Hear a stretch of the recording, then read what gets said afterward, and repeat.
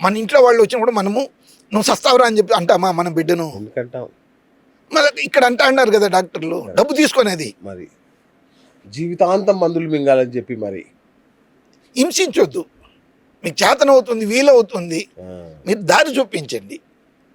ఏది కూడా మెడిసిన్ ఇవ్వకముందు ఎందుకు ఇస్తా అన్నాము, దీనివల్ల సైడ్ ఎఫెక్ట్స్ ఏమి, ఈ రెండు గమనించగలిగితే ప్రతి చోట మనకు మంచి ఉపాయాలు ఉన్నాయి. సో షుగర్ని బ్రెయినే కంట్రోల్ చేస్తుంది, అంతే కదా సార్? మైండ్, మైండ్, బ్రెయిన్ అని చెప్తే మన అనాటమికల్ పార్ట్, సబ్స్టైల్ ఫామ్, కనిపించని సూక్ష్మమైనటువంటి ఒక అద్భుతమైన శక్తి అని చెప్పి చెప్తే వైటల్ ఫోర్స్ అని చెప్పి చెప్తాము. తల్లిదండ్రుల ఆశీర్వాదం అని చెప్పి చెప్తాము. మీరు గురుగారి ఆశీర్వాదము, ఏదైనా మీకు ఒక దైవము, మీకు ఏది ఇష్టమో అది పేర్లు చెప్పండి. నేను హిందూ, క్రిస్టియన్, ముస్లిమ్స్ ఇది కాదు.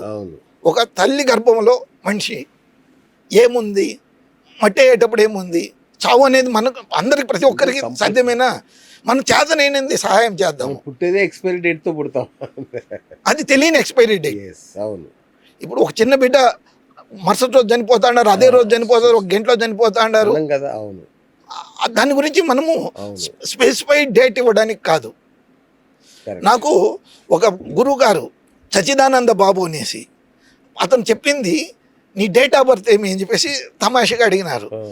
గురువుగారు ఇది ఉండదు అని చెప్పి చెప్తే, నీ డేట్ ఆఫ్ బర్త్ నీకు తెలియదు, నువ్వు మూర్ఖుడివి అని చెప్పినారు. ఎట్లా గురుగారు, ఏం గురుగారు అని చెప్పి చెప్తే, నువ్వు పుట్టినరోజు డేట్ ఆఫ్ బర్త్ కాదు, నువ్వు పుట్టింది ఎప్పుడు, తల్లి గర్భంలో, అది date of birth.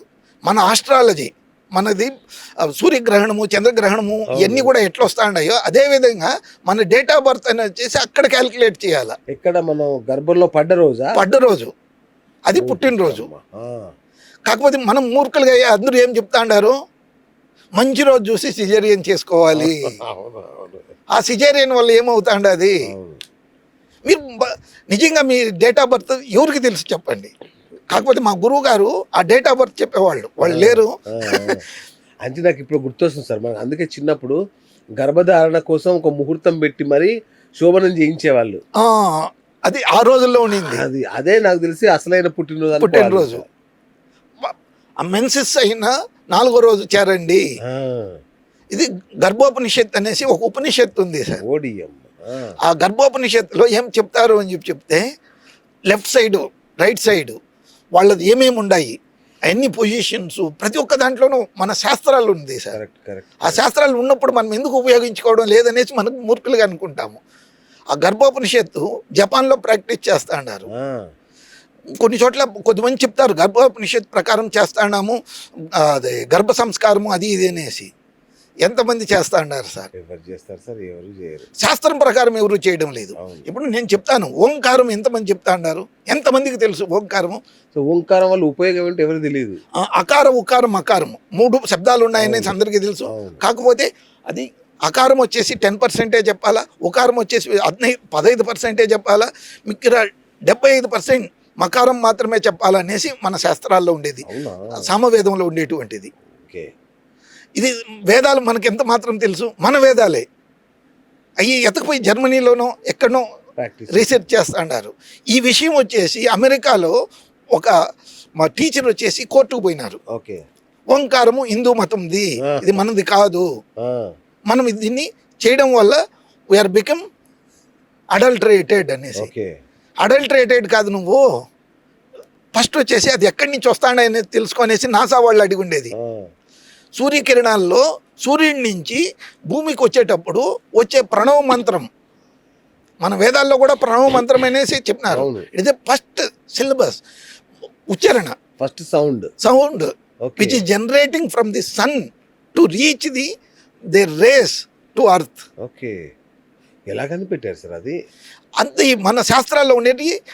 A astrology ఏవుడు కూడా చెప్పలేనటువంటి ఒక అద్భుతమైన అధ్యయనం ఉంది సార్. ఆ అధ్యయనం ప్రకారం నేను చెప్పే ఈ ఇన్నర్ ఇంజనీరింగ్ కరెక్షన్ వల్ల డయాబెటీస్ అనేది కాదు, ప్రతి ఒక్కదాన్ని మనం ఛాలెంజింగ్గా తీసుకునేసి డయాబెటీస్, థైరాయిడిజం, మీకు ఏదైతే క్రానికల్ డిసీజెస్ అని చెప్తారో ప్రతి ఒక్కదాన్ని చేయొచ్చు. కాకపోతే మన శరీరంలో ఉండే కణాలను మనం రిపేర్ చేసుకోవాలి. ఆ కణాలను మనం రిపేర్ చేసేటప్పుడు కొన్ని, ఇప్పుడు ఓంకారం చెప్పినాము,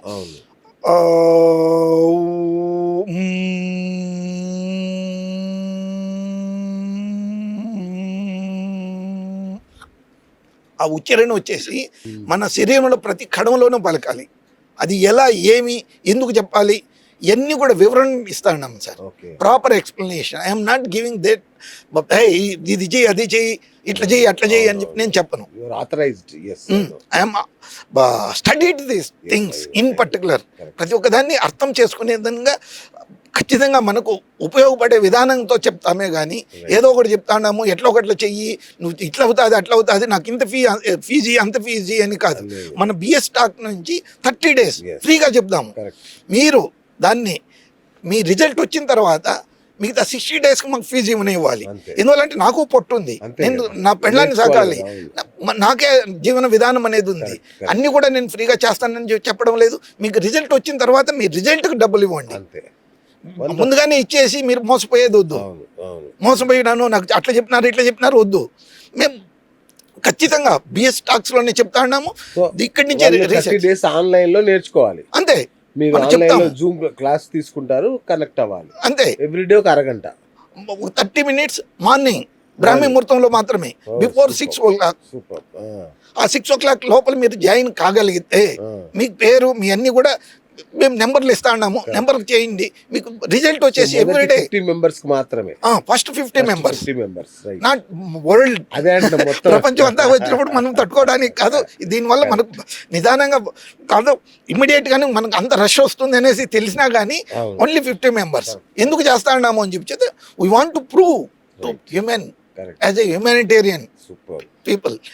మనం చదివిన దానికి మనం చేసేదానికి వ్యత్యాసం ఉండకూడదు. మాట్లాడే మాటను నిజంగా నా ఆత్మతృప్తిగా, నా మనసు ధైర్యంగా నాలుగు నుంచి ఈ శబ్దాలు వచ్చిండాయి. మా గురుగారు ఆశీర్వాదము ఏది కూడా మనకు ఇష్టం వచ్చినట్టు మాట్లాడడం లేదు.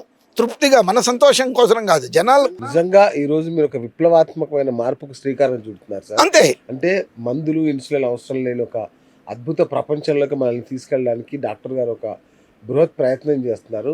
మనం ఖచ్చితంగా వెంటనే కాల్ చేయండి, ఎందుకంటే చాలా తక్కువ మందికి మాత్రమే ఈ అవకాశం. Right sir. ఇంకొకటి, ఈ బ్రెయిన్కి ఇన్సులిన్ రెసిస్టెన్స్ వస్తే దాన్ని అల్జీమర్స్ కానీ లేదంటే type 2 డయాబెటీస్ కానీ type 3 డయాబెటిక్ అంటారు. అవును. మీరు ఇప్పుడు చెప్తుంది type 2నా? అంటే డయాబెటీస్ రెగ్యులర్గా ఇది type 1, type 2, type 3. అవును. type 3 అనేది చాలా మందికి తెలియదు. అవును. type 2 మాత్రమే తెలుసు. type 1 అని చెప్పిన వెంటనే ఇది తల్లి గర్భం నుంచి వచ్చేది అని చెప్పేసి ఎక్కడ వస్తాండి అది. మనం ఇప్పుడు మాట్లాడినప్పుడు గర్భోపనిషత్ ప్రకారము గర్భంలో మీరు చేయాల్సిన పనులు చేస్తే, అంటే మందులు లేకుండా మీరు చేసే పద్ధతుల్లో మీరు వ్యవహారం చేస్తూ ఉన్నారు, మీరు మాట్లాడుతూ ఉన్నారు, మీరు ప్రతి ఒక్క దాంట్లోనూ మీదే అయిన ఒక విధానం ఉంది.